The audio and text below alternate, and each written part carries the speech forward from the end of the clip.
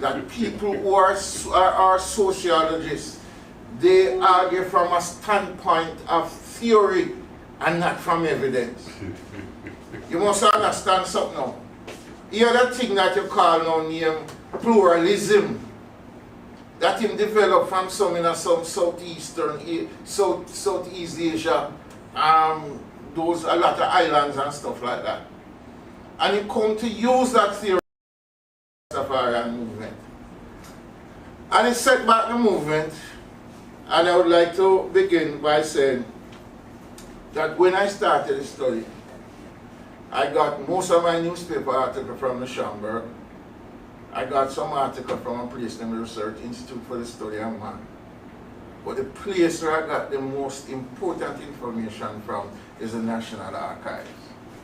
And I cannot talk about the Rasta movement without this. Brethren, when I went and I asked them for the file, I look up the thing in the index and then bring about 6 or 7 files. I said, copy the whole of them for me. And I went out to the bank to look some money. They even copy the blank pages too. Yeah. Right? So I started on this journey. So from the data now, because I wanted to understand the foundation, I went to the literature. And I found out something. That you are the sociologist, you are the anthropologist, you are the historical school, and you have the political and the thought construction school. Good? Now, there are people who have written books on the Rastafarian movement and don't use anything historical or any evidence. One of the things I wanted to understand about scholarship, and I'm not that scholar, I don't move from theory, I move from evidence. So I have a kind of historical and political orientation. What is the evidence? And the evidence is like this. The anthropologists, they are saying, first the sociologist, Rex of the Fordham Group, then you had a man by the name of Orlando Patterson, who said the Rastafarian movement was born in the ghetto as a creature of the ghetto, and that the movement itself is not revolutionary, and it is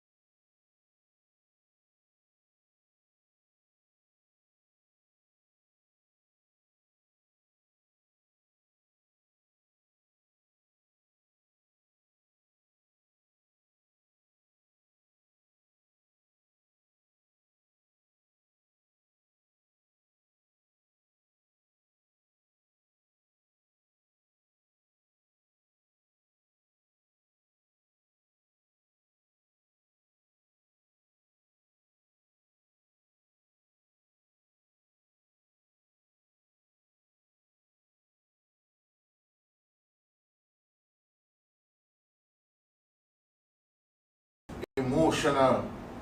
And the sociologist, one of the first persons, a man named Simpson, 1955. And what he did was that the sociological theory, meaning aggression, something like aggression, whatever, that these people emerged from the ghetto because them living out. Was deported to Jamaica in 1932, December 25th. And he started his mission in 1933 in St. Thomas. Now, one of the things I want us to understand, that the West Indian community in the United States of America, 1930s, when there was a Great Depression, millions of Mexicans were sent home and thousands of West Indians were sent home. Those that went to the Eastern Caribbean particularly, many of them were members of the Garvey movement, and they began to involve in trade union movement. And those who came to Jamaica were the ones that led the trade union movement, were the ones that led the agitation, like the St. William Grant, and they were the ones that led the race movement.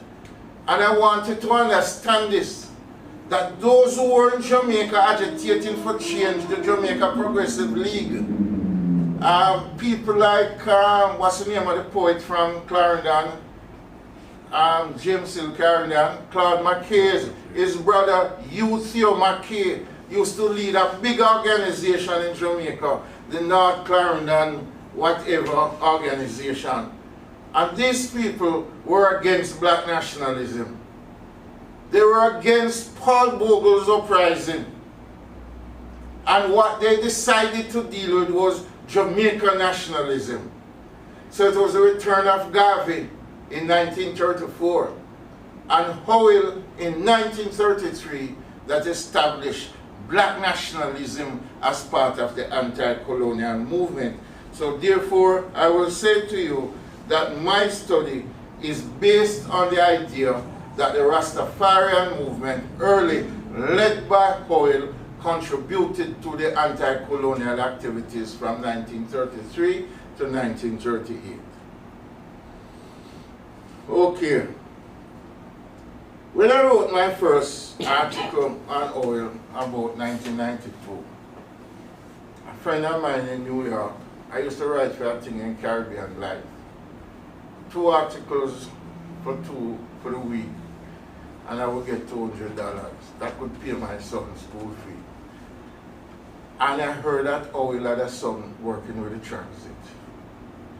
And when I sent the newspaper for him, to him with a brethren, he sent it back to me.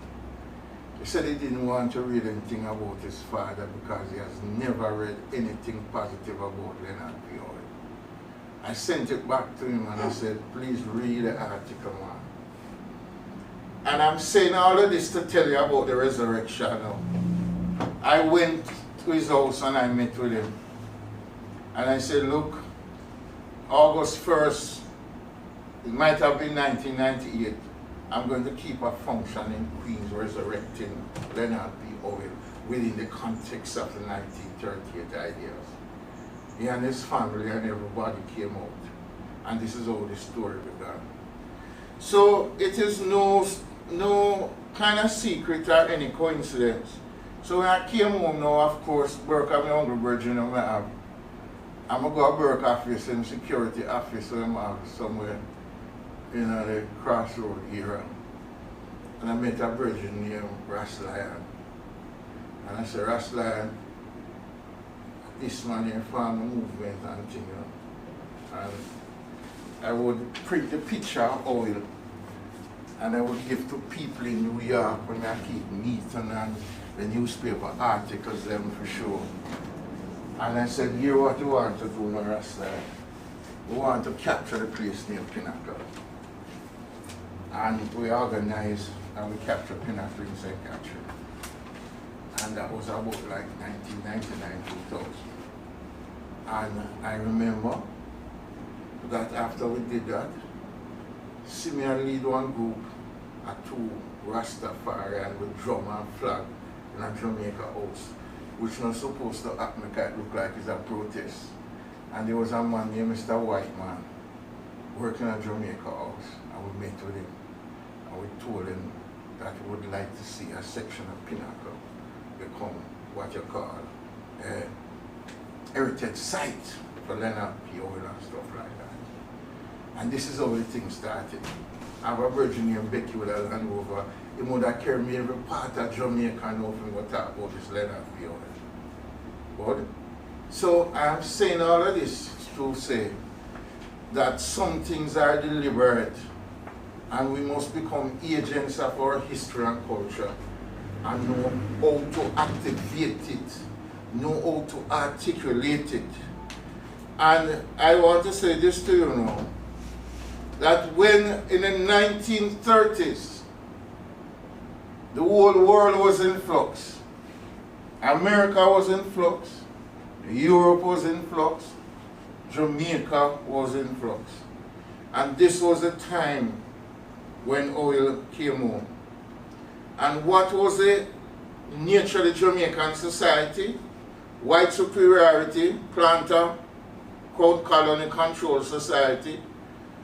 Though you had Garvey movement before, the return of Garvey, and also the ex-BIIR. And we must never forget this movement. Good? The ex-British West India Regiment was a large group, more than 6,000 members of black men who could fire a gun. And I wanted to understand the significance of that, how they played a significant role in mobilization for change during the 1930s, because they were feared. But when it comes now to Howell, I want to look at this now, my presentation, within like 4 sections. The first encounter, 1933. The second encounter, 1934. Howell's trial, Seafoot in the Eye of the Star, and Rastafari Exodus. These are the four things. Now, Howell began in Kingston, but it couldn't develop any traction. So why did Howell select to go to St. Thomas?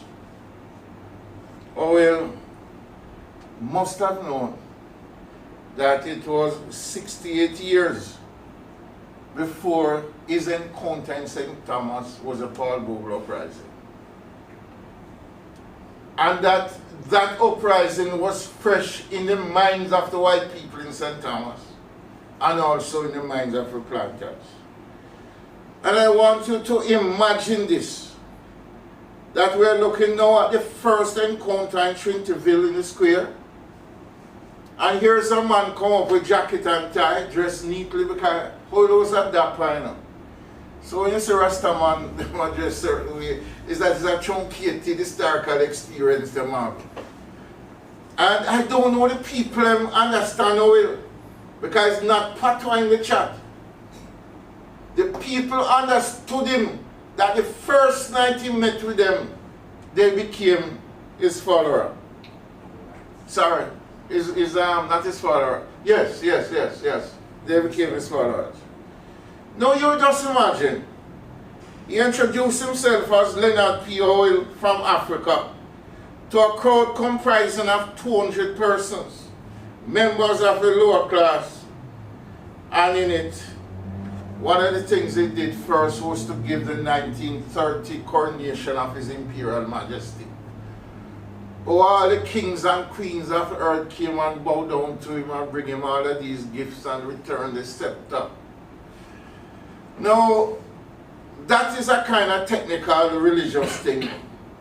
But in his court documents, he will tell you that it was the 1930 coronation that inspired the movement. Now, what he said to the people now, he told the people that George V is no longer the king of the Negro race. For the Negro have found a new king and a new Messiah, His Imperial Majesty, Haile Selassie, and that Selassie now was their leader. And whenever they sing song and sing all the anthem, they must replace King George's name with Selassie. And that was something that was really significant now, because one of the things that we want to talk about is the whole issue of decolonizing the mind. And what he has done is to give them a new image of kingship, a new image of prophecy, a new image of God. Good? Now, and he said that this new king is called Rastafari, the Lion of Judah. And this new king has emerged to set the captive free from the oppressive government of the white man. And the white people are robbing the Negro race, and now we are under greater oppression than during the years of slavery. Now I want you to understand that, you know. He looked at the people and said, look at yourself. We are under greater oppression than under slavery. And one of the things he did now was to attack the church. And now the church were robbing the children from their parents. But understand what he was saying, that they were providing a kind of orientation.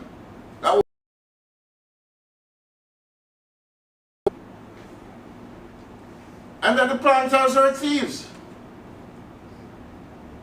And I will say this to you, is that he had no fear. He was walking in the valley with one side the planters and the next side the laborers.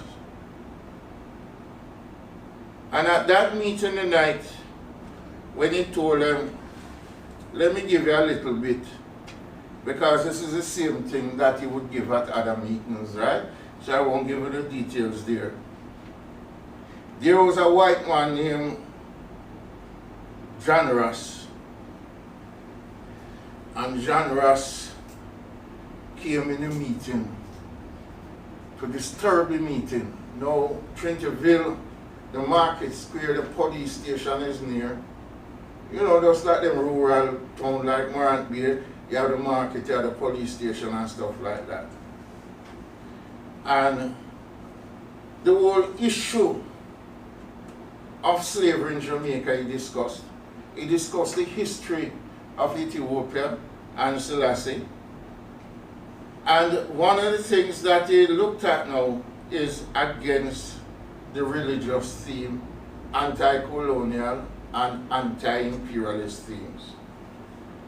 Now the tension now begin to develop now, because there's this man named John Ross who disturbed the meeting and said, oh, he is telling them lie. And the people have decided that they're going to crucify John Ross now. And the police them come in, one white man against 200. I said, this thing not right. And it's prophetic revelation and anti-Christian and anti-colonial and anti-plantation situation get this man in. So what we begin to see from the very first movement is this kind of situation in which you find that the oil created an abyss between the master and servant classes. The beginning of the separation between the led laborers and the leadership, the planters. And one of the things that he did was that he had pictures of His Imperial Majesty that he circulated and he sold in the meetings. And what he said that he wanted